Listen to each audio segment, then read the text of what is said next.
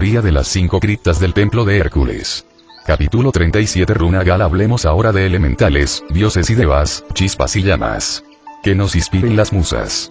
Que resuene la lira de Orfeo. Recordemos al anciano Tíber en persona, surgiendo como una bruma de entre las aguas del río que lleva su nombre para hablar a Eneas. Oh hijo de los dioses. Dijo, tú que nos traes los ídolos de Troya y has salvado el renombre de tu patria. No te dejes asustar por las amenazas de la guerra. La verdadera persecución de los dioses ha cesado. Ahora se te ofrece lucha, pero lucharás victoriosamente. Y para que no te creas ahora juguete de un vano sueño, te daré una señal que no tardarás en reconocer. Entre los matorrales próximos a este lugar encontrarás una cerda blanca que amamanta 30 cerditos recién nacidos. Este encuentro coincide con otras profecías que ya te han sido hechas, y sirve para acreditar ante ti que esta es la tierra que los dioses te destinan. Los 30 lechones simbolizan que dentro de 30 años tu hijo Ascanio fundará aquí la ciudad de Alba Longa. Lo que te predigo se cumplirá. Y ahora, si quieres saber cómo saldrás vencedor de los enemigos que te amenazan, escúchame. Entre los pueblos itálicos no todos están dispuestos a secundar a turno. Hay cerca de mis fuentes una ciudad que gobierna el rey Evandro, que suele estar siempre en guerra con la nación latina. Este monarca será tu aliado. Para llegar hasta él remontarás mi corriente, río arriba, con una embarcación en la que llevarás armas y compañeros escogidos. En señal de inteligencia, yo apaciguaré mis ondas cuando os embarquéis, para que no tengáis que remar contra la corriente. Y cuando con esta ayuda y otras muchas, hayas quedado vencedor de tus enemigos, ya tendrás tiempo de rendirme todos los homenajes que me debes. Dicho esto, el anciano Tíber volvió a su cetro y se sumergió en las aguas profundas. Y cuenta Virgilio el poeta de Mantua que ciertamente al desvanecerse la visión del Tíber, Eneas se despertó, se puso en pie y después de restregarse los ojos, corrió por los alrededores para ver si descubría las señales de que le había hablado el sublime anciano. Y en efecto no tardó en divisar la cerda blanca con sus 30 lechones. Sobra decir que las predicciones del dios Tíber, deva elemental del sagrado río itálico, se cumplieron totalmente. Esos eran los tiempos en que nuestra raza aria no había entrado en el ciclo involutivo descendente. La mente humana aún no había sido envenenada por el escepticismo materialista del siglo XVIII. Entonces las gentes tenían fe en sus visiones y rendían culto a los dioses elementales de la naturaleza. Que existen tierras lejanas, paraísos donde conviven el lobo y el cordero, los hombres y los dioses. Eso es obvio. Recordemos al monje Barinto, quien después de navegar algún tiempo, ya de regreso a su patria, dijo a Brandan, que más allá del monte de piedra, estaba la isla de las delicias, a donde se había retirado su discípulo Mernoc, con muchos religiosos de su orden, y que más lejos todavía, hacia occidente, y rebasada una capa de neblina, brillaba con eterna luz otra isla, que era la tierra prometida de los santos. Es claro que Brandan no se dejó contar la historia 2 veces y lleno de intensa fe y penetrado de santo celo, se embarcó a tal efecto en un buque de mimbre, revestido de pieles curtidas y embetunadas y con él 17 religiosos, entre los que se contaba todavía el joven San Malo, uno de sus más ilustres discípulos. Navegando pacientemente hacia el trópico, hicieron escala en una isla, si bien escarpada, hospitalaria. Arribaron a otra, rica en animales de la tierra y en peces de agua dulce, resplandeciente de luz y belleza. Y llegaron a otra isla sin playas, arenas ni ribazos, donde determinaron celebrar la Pascua, pero resultó ser esta tierra una gran ballena, tal vez un gigantesco cachalote. Siguiendo hacia adelante, permanecieron hasta Pentecostés en el paraíso de los pájaros, donde la abundancia de hojas y de flores alegraban la vista y los pintados pajarillos al oído. Erraron muchos meses por el océano y en otra isla habitada por cenobitas que tenían por patronos a San Patricio y a San Ailbeo, estuvieron desde Pascua de Navidad hasta después de la octava de la Epifanía. Emplearon en estas peregrinaciones 1 año, y en los 6 meses siguientes se encontraron siempre por la Pascua en la isla de San Patricio y San Ailbeo, por Semana Santa en la de los carneros, por Resurrección en el lomo de la ballena y por Pentecostés en la isla de los pájaros. Aún no habían arribado a la isla de las delicias, desde donde Mernoc había llevado a Barinto a la tierra prometida. Las extrañas y misteriosas aventuras prosiguen con los más curiosos acaecimientos. En el 7º año lucharon nuestros héroes sucesivamente con una ballena, con un grifo y con los cíclopes. Vieron otras islas y una muy lejana que producía grandes frutas rojas, habitadas por una población que se titulaba de los hombres fuertes, y otra embalsamada por el olor de unos racimos que doblegaban los árboles que los producían.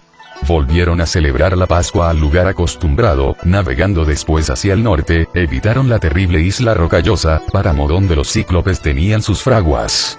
Al otro día vieron una elevada montaña que arrojaba llamas y era la isla del infierno. Sin duda, que no era semejante lugar el que buscaba San Brandon y consortes, por lo que mirando hacia el sur, desembarcaron en una isla pequeña y redonda, desprovista de vegetación, en cuya cumbre habitaba un ermitaño, quien les colmó de bendiciones. Celebraron la Semana Santa, Pascua de Resurrección y Pentecostés, donde ya era costumbre inveterada hacerlo, y saliendo de aquel círculo vicioso, atravesaron la zona de oscuridad que circunda a la isla de los santos, la cual se les apareció cubierta de piedras preciosas y de frutas como en otoño, e iluminada, por un día perpetuo. Anduvieron, en fin, por la isla 40 días sin encontrarle término, y en un río que la atravesaba les dijo un ángel que no podían pasar adelante y que se volvieran por donde habían ido. Repasaron, en consecuencia, las tinieblas, descansaron 3 días en la isla de las Delicias, y previa la bendición del abad de aquel monasterio, volvieron directamente a Irlanda, sin poderse dar cabal cuenta de lo que les había acaecido. Estos relatos puestos entre comillas, provienen de Sigeberto de Gembloux y de Surio el Cartujo. Vosotros los dignos. Aquellos que llegaron al nacimiento segundo, disolvieron el ego y se sacrificaron por la humanidad. Escuchadme por favor. Sobre la roca viva, allá en la playa, trazad con una vara la runa Gal. Llamad ahora a la barquilla del sagrado cisne, así podréis embarcaros para las islas misteriosas de la cuarta dimensión. Después de trazado el santo signo, la maravillosa runa, cantad los siguientes mantram. Achapsukanaka Chixuraxana Chignoyaxiraxi Iguaya Iraji. Mirad fijamente la santa runa Gal y con el corazón lleno de fe suplicad, pedid a la apia romana, la uruala nórdica, la herda escandinava, la sibila primitiva de la tierra, vuestra divina madre Kundalini, os envíe la singular barquilla, los silfos que la mueven. Ah. Dichosos seréis vosotros cuando os embarquéis en la misteriosa nave del sagrado cisne rumbo a las islas misteriosas del Edén. Y a vosotros, los aprendices, os aconsejo rendir culto a los dioses santos, trabajar con las criaturas del fuego, el aire, el agua y la tierra.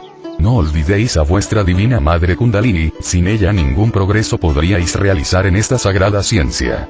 Recordad que Dios no tiene nombre y que es tan solo una aspiración, un suspiro, el incesante hálito eterno para sí mismo profundamente ignoto. H. Es pues a todas luces el principio del logos de todas las runas y de todas las palabras. Practica, amados discípulos. Meditad profundamente en la unidad de la vida, en el gran alaya del universo, en el mundo invisible, en los universos paralelos de las dimensiones superiores del espacio. Concentrad vuestro pensamiento en las valquirias, dioses de fuego, del aire, las aguas y la tierra. Agni es el dios del fuego, Paralda es el dios del aire. Varuna es el dios del agua, Gov es el dios del elemento tierra. A través de la meditación podéis entrar en contacto con los dioses de los elementos. Trazad la runa Gal sobre un papel en blanco y concentrad luego la mente en cualquier de los 4 dioses principales de los elementos. Llamadlos en vuestro socorro cuando sea necesario. Comentario final: ¿Cómo poder olvidar a Xochipilli, el dios de la alegría, la música, la danza y las flores, entre los aztecas? Glorioso resplandece todavía entre los nahuas, Tlaloc, el dios de la lluvia. Este dios elemental vive en el universo paralelo de la voluntad consciente.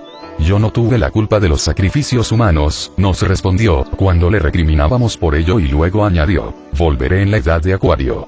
¿Y qué diremos de Ecatl, el dios del viento? Fue precisamente este deva elemental de los aztecas, aquel que cooperó en la resurrección de Jesús, induciendo en el cuerpo del maestro actividad y movimiento. Nosotros los gnósticos todavía rendimos culto a los dioses del maíz tiernito y del maíz maduro. Conocemos muy bien al dios murciélago azteca, aquel ángel que vive en el universo paralelo de la voluntad cósmica y que trabaja en la cuarta dimensión con los ángeles de la muerte. Amamos a los dioses elementales del viejo Egipto faraónico y jamás olvidaremos a la esfinge milenaria. La runa Gal y la meditación de fondo nos permitirán ponernos en contacto con esas chispas, con esas llamas inefables.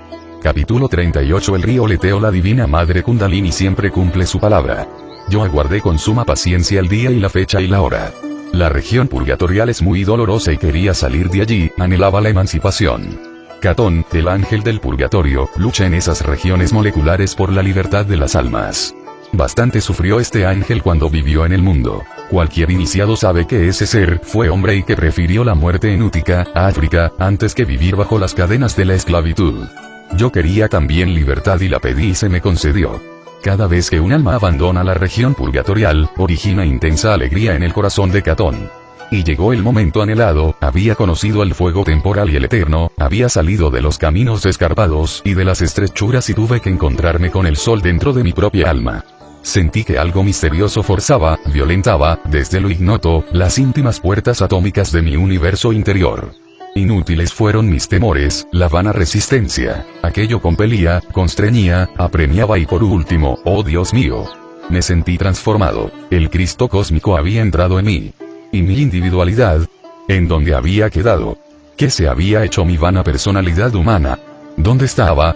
A mi memoria solo venían los recuerdos de la Tierra Santa, el humilde nacimiento en el establo del mundo, el bautismo en el Jordán, el ayuno en el desierto, la transfiguración, Jerusalén la ciudad querida de los profetas, las multitudes humanas de aquellos tiempos, los doctores de la ley, los fariseos, los saduceos, etc. Flotaba en el ambiente circundante del templo y avancé valerosamente hacia aquella mesa ante la cual estaban sentados los caifases modernos, los más altos dignatarios de la iglesia fracasada. Ellos revestidos con sus hábitos sacerdotales y la cruz colgada al cuello, proyectaban, ideaban, trazaban en secreto, planes insidiosos y pérfidos contra mí. Pensabais que no volvería y aquí estoy otra vez, eso fue lo único que se me ocurrió decir. Momentos después el Señor había salido de mí y volví a sentirme individuo. Entonces junto con Litelantes descansé por breves momentos al pie de mi cruz. No puedo negar que las espinas del pesado madero me herían lamentablemente y esto lo comenté brevemente con Litelantes. Después avanzamos ella y yo hacia la plataforma del templo.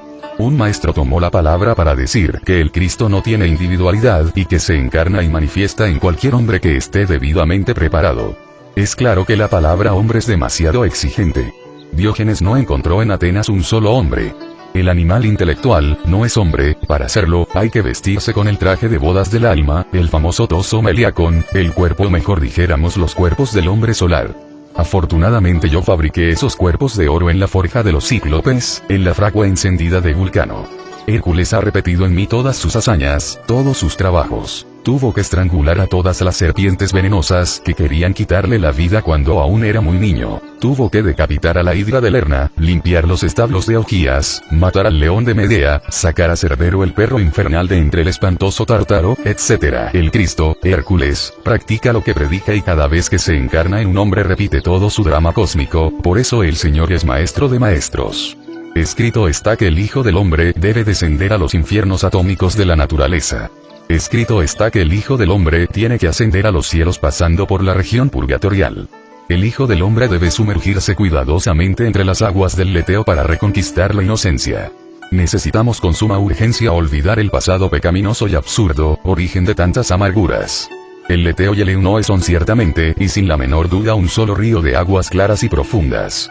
Por un lado desciende cantando deliciosamente entre su lecho de rocas, con esa virtud maravillosa que borra la memoria del pecado, los recuerdos del mí mismo, y se llama leteo.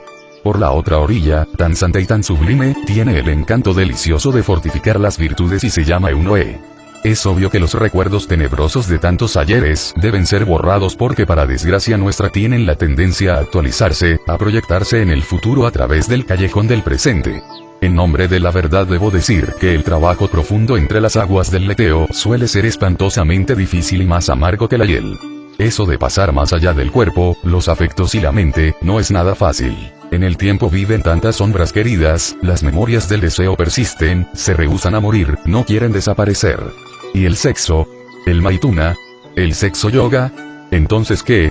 Oh, Dios mío, bien saben los dos veces nacidos que ya no deben regresarse a la fragua encendida de Vulcano.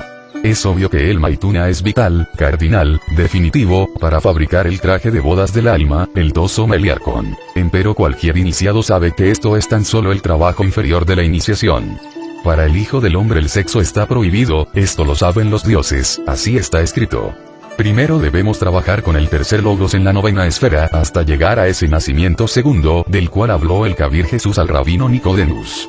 Después necesitamos trabajar con el segundo logos, entonces el sexo queda prohibido. El error de muchos pseudo-esoteristas y pseudo-ocultistas, monjes y anacoretas, consiste en renunciar al sexo sin haber antes fabricado los cuerpos solares en la forja de los cíclopes. Esos equivocados sinceros quieren trabajar con el segundo logos sin haber trabajado previamente con el tercer logos, he ahí su error. La abstención sexual definitiva y radical, solo es obligatoria para los 2 veces nacidos, para el Hijo del Hombre. Quien ingresa al templo de los 2 veces nacidos debe disolver el ego, incinerar las semillas del yo y bañarse en las aguas del leteo, esto lo saben los dioses, las chispas, las llamas, los dragones